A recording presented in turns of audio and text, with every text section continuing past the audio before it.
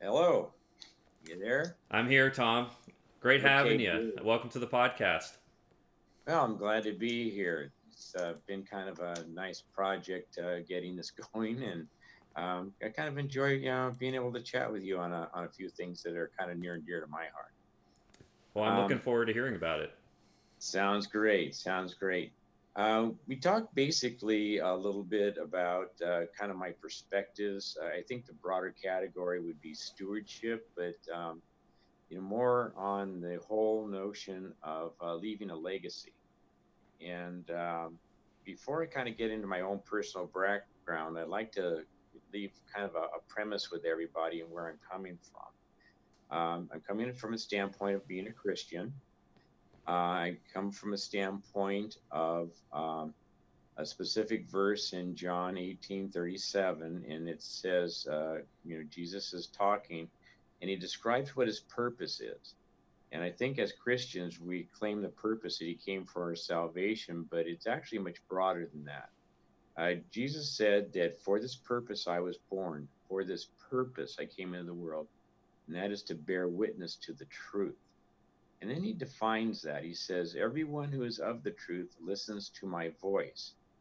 So I take that very, let's say, literally and claim all the truth that is in the Bible, Old Testament and New Testament, to be valid. Jesus himself said he would not change one iota or one dot of the law until all is fulfilled. So, what I'm going to be coming from is going back in the Old Testament and coming into the New Testament for some of the principles that I like to discuss. So, I think that with that said, um, one of the major principles that I fall back on, and it hit me as a grandparent, is that a good man leaves an inheritance to his children's children. And taken literally, that inheritance could be simply preparing a will, putting a will out there, and your kids get whatever's left and hope and pray that they're judicious with it. But the Bible also says that wealth gained rapidly dwindles, but gained slowly over time will grow. And trying to blend those two principles, and I'm coming up probably with a little better word that works for me. Instead of saying a good man leaves an inheritance to his children's children, but a good man leaves a legacy to his children's children. And that legacy is more of what principles do you leave with your kids? What principles do you leave um, as with others, and what your character looks like, and how people see you, and what your reputation is?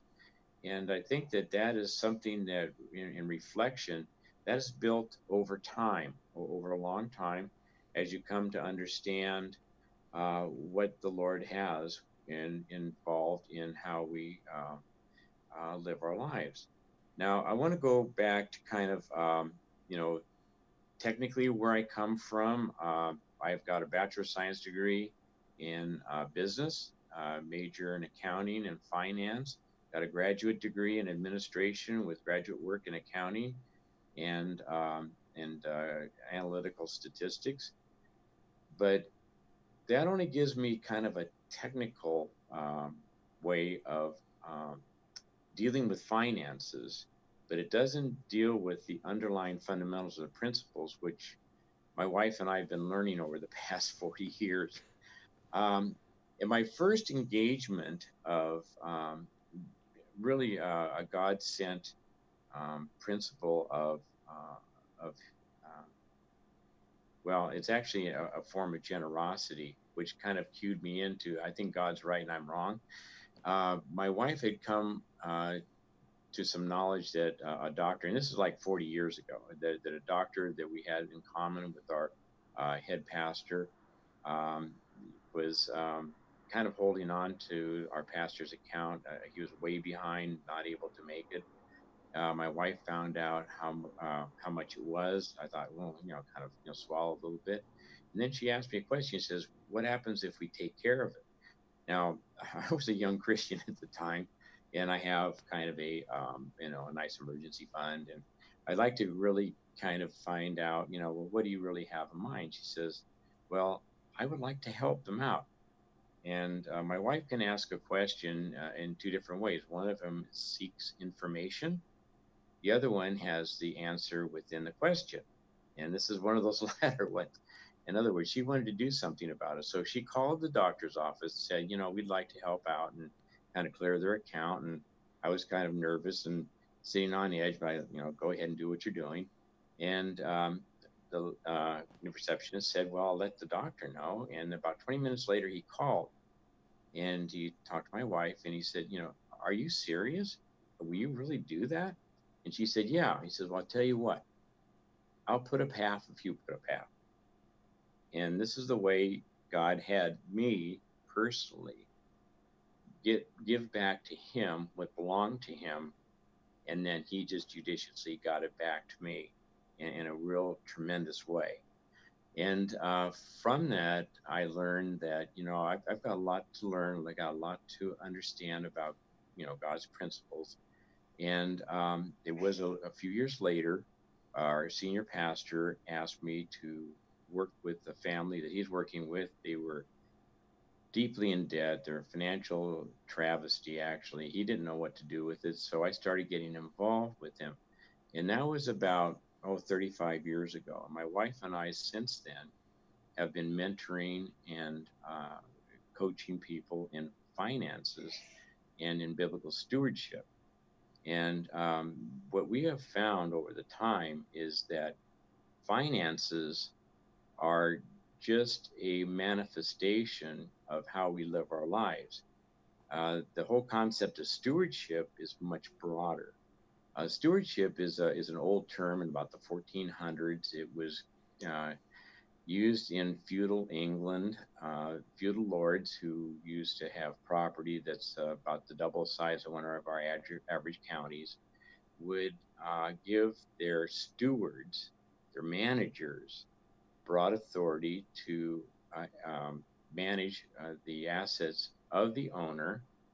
Only you have to do that within the boundaries and within the framework and criteria that the owner had. So when we roll this forward in modern day, we are managers of God's resources. And I know that there's a strong argument. People say, well, I work, I earned it, it's mine, it belongs to me. But basically, we can go back to Psalm 24:1. It says, the earth is the Lord's and everything in it. And we can get into Psalm 50, 10 and 12. And he says, if I was hungry, I wouldn't tell you because everything on earth belongs to me. When God started on a rant and getting Job's attention, he was saying, look, guy, if I took something from somebody, then who would I pay back? I want you to understand that everything under the earth belongs to me. And that includes everything that you had that you no longer have, because God didn't restore Job till a little later on. So these are the management principles that we are um, that I have found that are very, I think, vital in my life and what we try to share with other people. One of the main things, and I'm getting back to the point of generosity because in Proverbs, and let me make sure that I get this. Um, it's I'm sorry I'm disrupted here a little bit, but I've got a small screen that I'm dealing with. Um, in Proverbs 11:24, David says that one gives freely and generously and grows all the richer, while another withholds what they should give and is only left with want. And that's a very important concept because what this implies is how do you construct your life to be able to be generous towards others and to be able to live a beneficial lifestyle. Um, what we unpack in this whole thing is it's not so much as how much we have, but do we on purpose, deliberately create a lifestyle that is going to allow us not only to meet our obligations to our family, because a good man takes care of his family, particularly his immediate family. And that, excuse me, that's out of, excuse me, out of First Timothy. 5. Sorry about that. It's just getting a little dry here. Yeah, no And then, worries. yeah. And then the where we go from First Timothy 5 is, okay, we take care of our own family, but what else do we do? One of the preeminent things, and I think this kind of sends shudders through people when we start talking about the 5-letter word tithe, and this is an interesting concept in the Bible. As best I can tell, it is the only standard that exists, but it's also the only standard in which it's complied with, not out of compulsion and being obligated to the law, but out of the character of your heart. In other words, where your treasure is, there your heart is there also. And so the important point here is to go back and try to re-examine a little bit about this whole tithe thing. And I think this is very important for us to understand as Christians. It was established back in Leviticus chapter 27. There's two principal um, industries at the time: farming and ranching. That's why the inheritance for Israel, with the exception of the Levites, was land. You need land to make that stuff work. And God says, okay, we're going to take a look at that field you have out there, and you see that crop. Well, 10% of that belongs to me. When you see your herd out there or your flock out there, every 10th animal belongs to me. So it's not specifically identified, but he says, okay, here's your produce, here's your vines, here's your fields, here's your grain. Embedded in that harvest, embedded in that flock or herd, is the tithe. It's already embedded in there. The question is not do you tithe, but what have you done with the tithe? Now, God's idea is, hey, I want you to give it to the Levites, because I tell you what, they don't have time or the energy to go plow the ground. They can't raise herds and cattle. Even though I give them a few towns to live in, they just don't have their time to be farmers and ranchers. I want them to take care of the tabernacle. I want them to feed the sheep. I want them to teach. In order for them to do that, they need to have some way of living. So you know what their inheritance is going to be? We find that in Deuteronomy, that their inheritance is the tithe. And that allows them not only to conduct the work of the church, but also to take care of the poor. And the tithe is very important to God. We find in the book of Malachi a very interesting dialogue between God and Israel. Now, when you read the prophets, God will say to, like, Hosea, he says, Hosea, I want you to go to Israel and talk about thus and so. Or Amos, go tell Israel thus and so. It's interesting that there's no reference, other than one single reference, even to the word Malachi. And it's in Malachi 1. And this is the last book in the Old Testament, and God's saying, okay, I'm just going to go ahead and start things off, and this is how it's going to go. He says, the oracle of the word of God to Israel, directly to Israel, by Malachi. Malachi is not called a prophet. He's not called a shepherd. He's not called anything. And when we unpack the Greek there, the word Malachi means my messenger. So Malachi basically took God's words, wrote them down, passed them off to Israel. And in chapter 3 of Malachi, starting around verse 6, God's having a dialogue directly with Israel. He says, I'm not really happy with you people. I'm tired of you stealing from me. You're taking the tithe and offerings. You're doing stuff that I don't really take pleasure in. But I tell you what, and this is the only place in the Bible where God says, test me in this. He says, bring the whole tithe into the storehouse, which is the church.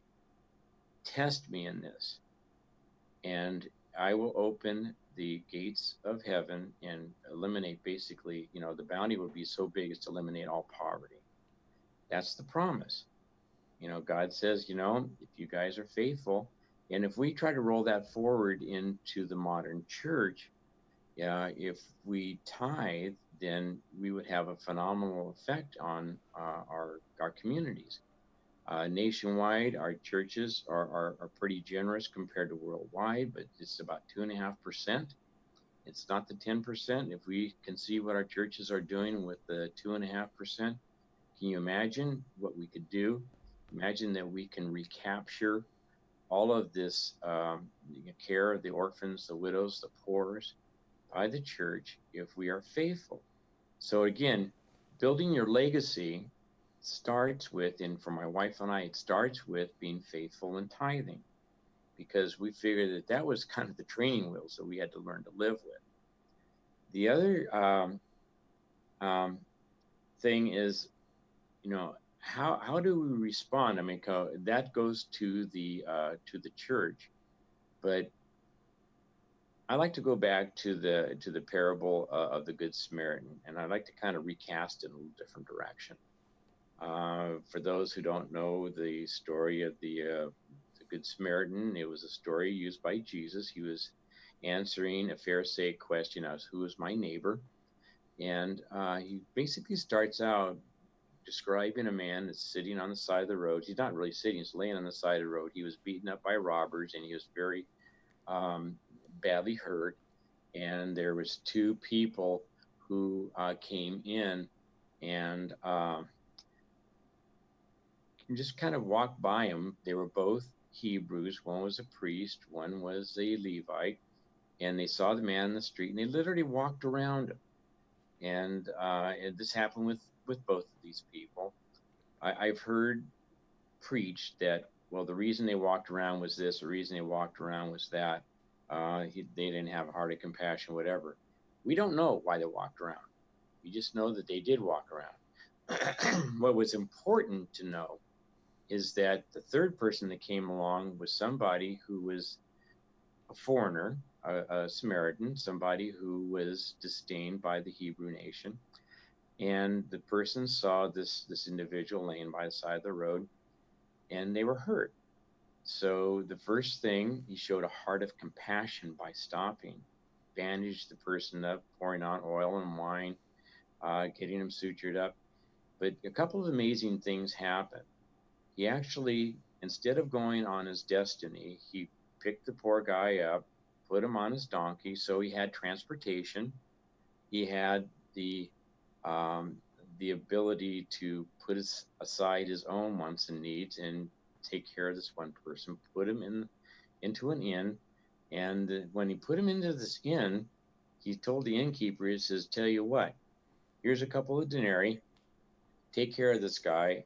And guess what? If you run over, I'll come back and I'll make it good. Well, guess what? He had good character because there's no squawking by the innkeeper and saying, well, how am I going to trust you're going to come back here? So he able to come back, and he was going to come back. And what that whole lesson kind of teaches me is this guy had not only the heart of compassion, but he had the capacity for compassion. In other words, he was not living to his limits. He was able, he had food, he had wine, he had oil, he had transportation, he had the time, he had the talent, the treasure to help this guy out. Now, if we were to apply that to a legacy, then what would that look like in my own personal legacy? When I walk along this earth, I see people that are badly beaten up and hurt. And I can walk by. That's easy to do. Or do you engage and say, I, I really feel for you. However, my MasterCard is way overdone and I've got two SUV payments and a house payment. I really can't help you out, but I'll pray for you. Bye. And I, I'm afraid that I've seen that happen. But a heart of compassion is one thing, but are we in our legacy setting aside something to be helpful towards others? Can we set aside some of what we have so in case, in other words, give it away at the beginning of the year? My wife and I enjoy doing that. We set aside a Samaritan's fund because when somebody's beat up in the side of the road, you can pay for them, but it doesn't bind their wounds and it doesn't feed their stomachs. And this is something that's kind of really near and dear to our hearts is if somebody was to look at our reputation, and if I was to be a representative on this earth, trying to make sure that people see my Lord's reputation in the way that he would appreciate, then I think it would be very important for us to go ahead and come alongside people and show that we actually do care, because um, we can take a look at in Matthew 5, we're to be the light of the world, and people will know us by our works, and those works glorify God. And and that's part of this whole reputation thing. Another area of reputation, and this is getting back in to the conventions of our lifestyle. And the biblical principle is the borrower is slave to the lender. Okay, very clear. That's right out of chapter 11 of Proverbs. Read it for yourself. It's really direct. There's no mincing around. And when you're looking at your lifestyle, do you let your lifestyle plan you, or do you plan your lifestyle? And what we have found is that there's very good reason for not being in debt, and that and it's difficult, and usually, it's almost impossible to buy a house without having a mortgage, but there's ways of putting that down. But outside of that, with what we call consumer debt, it's pretty easy to get into. And you take a look at the four needs that we have. We need food, transportation, clothing, and housing. When we examine all of those things, do we go into an excess that requires us to borrow, in other words, to be indebted or to be in bondage? Or are we able to kind of get in at a level that does not place those kind of strains on our finances? And what my wife and I have found, and this is something that we realize more and more and more, so when we're dealing with people who are in debt, the problem is not the finances. The problem is a little bit of confusion over, and I don't want this to sound harsh, but it's kind of a confusion over whether their wants and needs are more important than living the biblical lifestyle, living a little less largely, and being able to live a life of being a blessing. Um, and this is how you choose your lifestyle. When we choose our lifestyle, my wife and I choose a lifestyle that we hope honors God. And at the same time, we enjoy a lot of stuff. I mean, we do some stuff, we do some things that are a lot of fun. But if we get to a point where we can't be a blessing to others, we can't be a good of reputation to God, if we can't um, do what really brings joy to us, then all those other things are meaningless. And I'm not trying to toot any horns here, but it's just the whole notion of being um, selfless rather than selfish. And again, that's a little bit harsh way of putting it, but it's important that um, we live a lifestyle that doesn't draw us down so much to where we run into a problem. And that problem we're seeing pretty manifest right now because of the shutdown with the coronavirus, and a lot of people that are just down and out and hurting and so forth. And what happens is debt sits on one side of another principle that's in Proverbs, and it says, the house of a wise man has food and fine oil. Or it might be reversed to that, but that's close enough.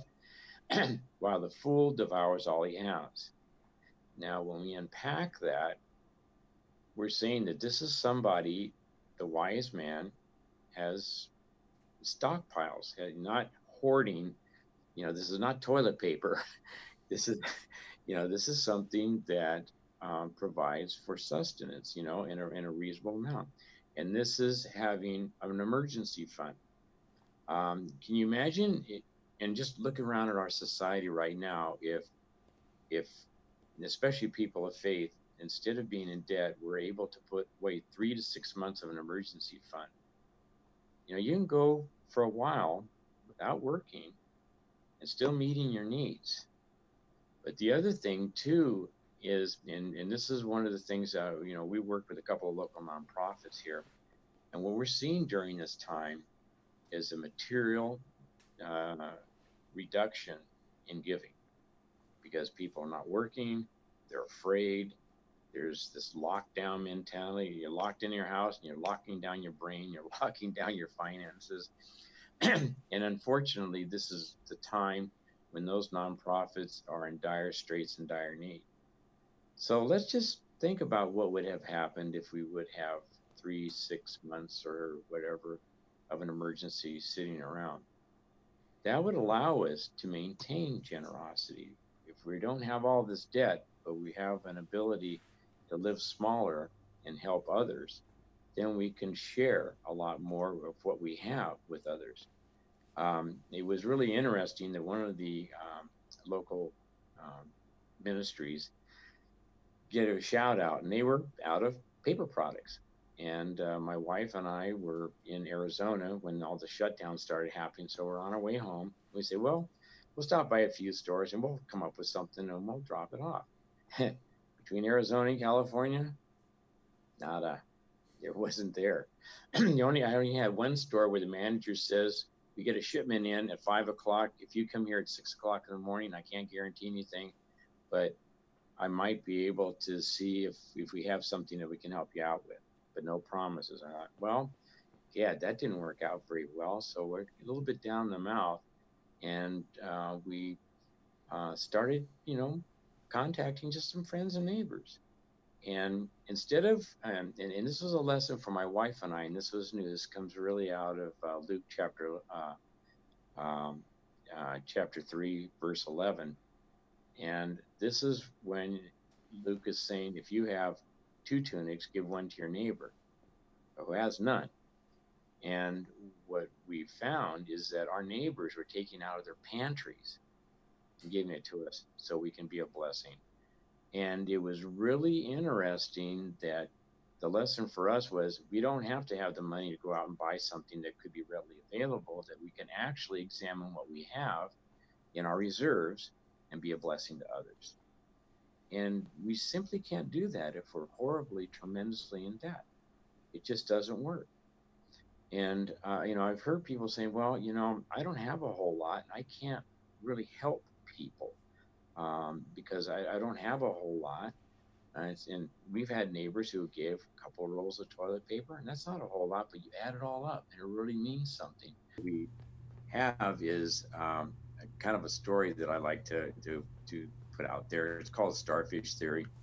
And there was a long time ago a devastating storm along the coast, and there was thousands and thousands of starfish washed up, and there's no way that they can all make it back to the ocean. And a young man came out and he looked at this devastation, and he looked at it and he says, why would God let something like this happen? I mean, you know, why does he do something about it? I mean, how could this, be, from a loving God?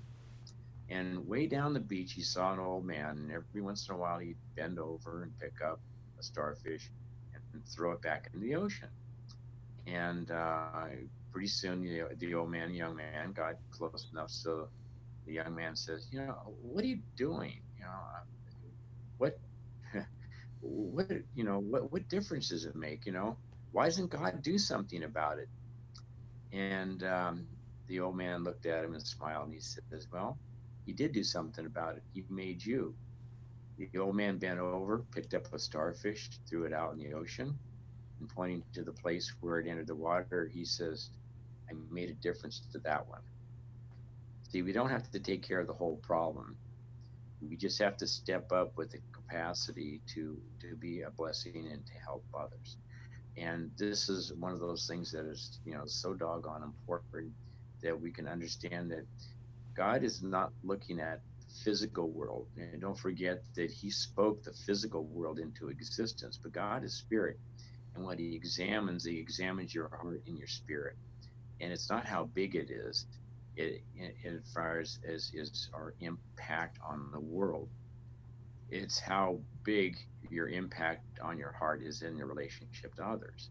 And this has always been kind of a real special kind of a message to me because I see things. How is this going to take care of itself? How are we going to get through this pandemic? And you know what? It isn't a universal fix. It's one person at a time doing what they can.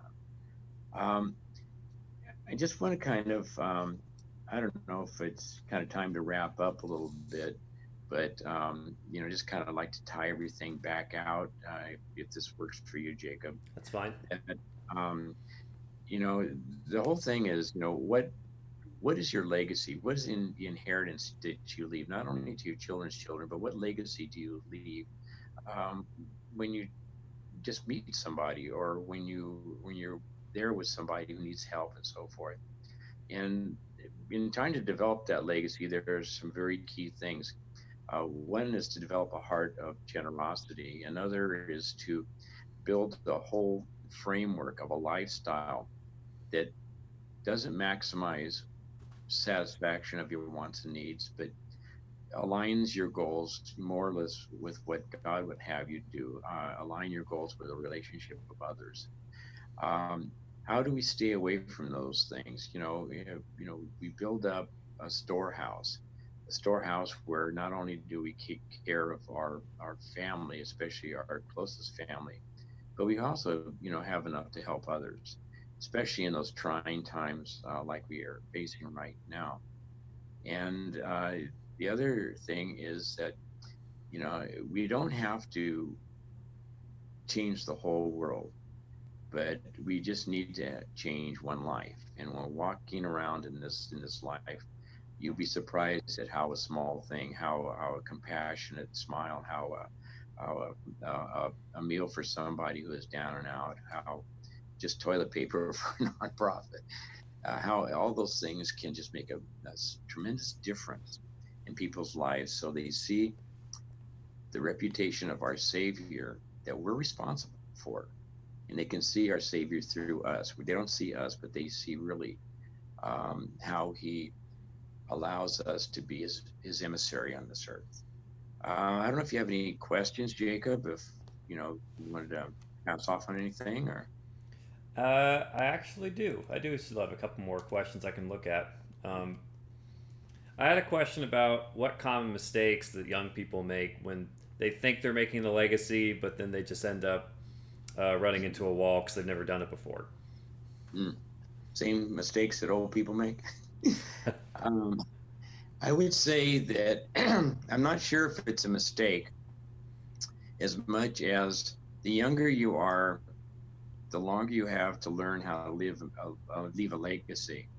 And the only mistake I would say that people have, and I don't have any cure for this, but how to change your focus on where you're gathering your information as to how you live. Rather than gathering it from advertising, from getting the next best, fastest, meanest car, the biggest house, that kind of stuff. How do you get away from that mentality? Um, every once in a while, we do deal with young people, but quite frankly, most of the people we work with are top career to close to retirement, where they look back and they see say more dissatisfaction with their lives. And what I would say that if I was to get a message out to the younger people, examine your life, examine what your goals are, what is your core values, what turns you on, what things are important to you. Is it more important to have material things, or is it more important, do you get more joy out of coming along somebody who's been beaten up by life, and sharing some of what you have? And because I tell you what, if you help somebody out and they look at you and they don't have to say thank you. That's good info because as someone still in the younger generation, it's been something on my mind of how do I start earlier so that way I'm not in this jam at 55 and I've got this family and I've still got a mortgage payment and uh, I, Right. I'm trying to see how what would it take to get ahead of it before, as you said, my lifestyle dictates what I'm doing versus the other way around. Right, right. Yes, and if you're purposeful and deliberate about your lifestyle, and you put your core values in the framework of constructing that lifestyle, if you lay out the principles, some of the ones I've talked about, there are a few more, but I think those are the key ones. If those are the driving forces, I think that you'll see that your behavior will change, and it's not just for your own good, but it's also to help others. And thanks for saying that, because a lot of people think out there that it's all about me and I don't have enough to be able to give. But again, it's there's a there's a presupposition that says my lifestyle is already set, so I'm not going to be able to help. Right, right. And to that, I want to also pass on to change your lifestyle, especially when you have a lot of debt, is about 10% head knowledge, but it is 90% extremely hard work. And you also have to look at yourself and say, I've got to change my behaviors. And that's tough. That's not easy. That's just not something you just say and everything's happy go lucky. And it makes tough decisions, and it requires tough decisions. But when you get into areas where it's kind of become the dark side of your lifestyle, it's a lot of work. I mean, I'm not going to tell you it's simple. Take time, takes patience, but I tell you, once you get on the other side, it's really a happy time. That's good knowledge for people out there to know, as opposed to, well, why should I build a legacy? I'm content with what I have right now, and it seems like it's such a long ways away, and what other excuse you want to bring up, and that's really good to hear. Um, did you have any other messages about concerning legacy for people to hear, whether young or middle aged, with a family, without one? I would say that for a lot of us, we have grandkids, so that scripture verse I cited specifically responds to that. But when Jesus was asked, well, where's your mother and where's your brother? And he said, see, these are my mother, these are my brothers. In other words, these are our family as God's constructed them. They go outside of our biological relationships. So just because we may not have grandkids or we may not have kids, we not even may not even want to get married. There's still that family that we have. And that family is very important to God. And He's given you the capacity to be a member of that family. And being a member of that family is to watch out for So watch out for those in the church and being able them. to take care of them. Not even in the church. Walk out in the street and take care of your brother. Jesus was talking about those people who are co-believers, but they don't get there on their own. And that's part of that legacy you leave with your next door neighbor, with the people down the street, with those people who are beat up and left alongside of the road. And that's a good point, because a lot of people think it's just okay. We'll take care of the church and that's it. It's, no, that how will everyone else see if you don't take care of the actual neighbor around you that doesn't belong to the church, which is most of the world. Most of the Right, world thinks that it's, oh, they just take care of themselves. Well, the real church will actually get out there and you'll see some interaction where, right, okay, these guys, they not only do they live what they're saying, they also take care of each other in the church, but it overflows into right, everyone else's life too that are non-believers. right. And I think that when we take a look at the greatest commandment, which is let out in the end of Matthew 28, Jesus said, "Go into the world, make disciples of all nations, baptizing them in the name of the Father, Son, and the Holy Spirit." And a lot of lessons I've heard in church kind of leave it there. The next phrase, though, is the most important. It says, "Teaching all I have commanded." You can't do that to a fellow believer as much as you can do that to your next door neighbor who's foundering, who's lost hope, who's hurting. Um, and when you teach all I've commanded you, you can bring not only the blessing of salvation to people, but you can also bring the blessing of generosity, of how we should live, how we treat each other, and how to play nicely in the sandbox. Yeah, and that actually goes with what you were saying about, you had another point about how salvation was okay, we got the salvation, that was that the whole point? No, that's the start. Now you can Right, actually see the work that God's going to do while you're still alive, and everyone else is too. right. Yes, and I think that it makes it very clear in Ephesians where it's, and I'm going to paraphrase this a little bit because I don't have it in front of me, but Ephesians 2:10 basically says, you walk in the works that God has prepared for you to walk in, and that takes us down the road of life. And we always have all these forks in the road, and we take a look at one side and take a look at the other, and we make a choice. And one of them may look a little challenging, may not be more, it's not the comfortable road, it's not the road that'll satisfy a want or need. It's that road least taken, as Robert Frost said, and the road not taken. And choosing that road, I think that we can, rely on Frost's conclusion. He says, and I took the road least taken, and that's made all the difference. And I think that that's where we go as Christians, because it's just not popular to not be self-indulgent, self-sufficient. Ain't that the truth? And that goes with the wide is the gate versus the straight and narrow road. Right, right. Yeah, it's there. There's an easy path and there's a hard path, and living a life of let's say reasonable frugality, it's not easy. Especially with in a world in our nation and what we have uh, uh, that would easily divert us away from some of those principles that seem to be so countercultural to the Christian faith. In other words, we have the culture of materialism, and that's not all bad. I mean, to God wants us to enjoy what He's given to us, and to enjoy what we have. But part of that joy is sharing it with others. Sure. I mean, otherwise, material things, we can go back to the ancient Greeks where they said, okay, material has nothing to do with what life should be about. Right, Okay, but they're also the same things that in modern day that are equipping us to do what we're doing without this camera and microphone. I mean, okay, we can go back to that kind of mindset, but then you'd be forfeiting all of these extensions to be able to help your neighbor and or help yourself. right.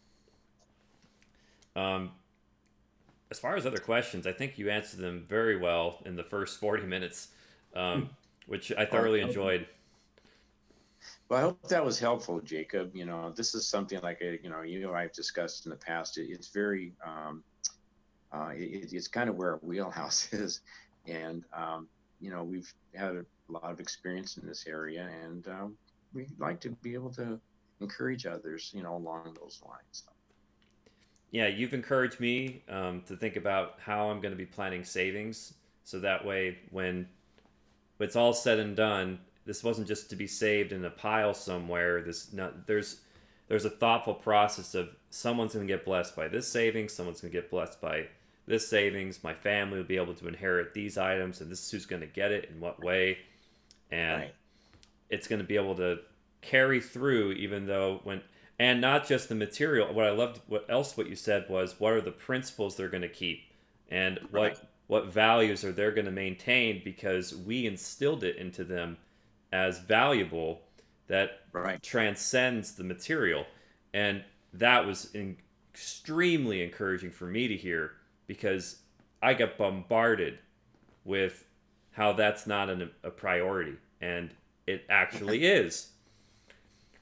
Yeah, well, this is constructing your lifestyle, and that is when I try to introduce the concept is your lifestyle is predicated on your core values and what things are really truly in your heart, what things are important. Awesome. Tom, thanks again for being on the podcast, even with some of the hiccups we had. Hey, it was fun. Yeah, when we actually got going, it was so worth it. Um, Okay. so, Well, I'm glad. I hope it was worth it. Again, like I said, I like sharing this stuff, and I just think that it's a different message than our people in the world are listening to. And now it's an extension via the internet, just to be, here is a message that you may not be hearing, that you may need to be hearing more than what the culture deems as the priority. Yeah. Okay, my friend. Well, we about wrapped up here. We're wrapped up. Thanks again. Oh, you're welcome. And this was a pleasure. Like I said, I enjoyed talking about this stuff. I could tell from, I remember in BSF the way you would talk about finances whenever it would come up. I'm going, this guy has he enjoys this for sure. I wonder if he would want a podcast setting. And sure enough, I mean, here we are today. So I hope it worked out. I hope it's coming across so there's clarity and some cohesion to it. well, the good news is, what we're going to do is, and this we do this with all our podcasts, we'll put in timestamps on some of the highlights so people can just click and they can hear, oh, I want to hear about, okay, here's what the counterculture isn't telling you, or here's part of the legacy that people forget. And especially where we talked about, okay, yeah, leaving a legacy of material goods, that's one thing, but then there's the what values and uh, ideas remain after you're gone. That just Sounds doesn't great. get talked about. So that's going to be timestamped for sure. I'm going to go back in the recording and find it. Sounds great. Sounds great. Hey, Jacob, it's good seeing you. Likewise. I know we probably got to both get going on the rest of our days, but I'm going to stop the recording and I'm going to end the meeting. So once Okay. again, Tom, have a good one. Take care, buddy. Take care. It's good seeing you. Good seeing you too. Okay, bye. Yeah. Bye.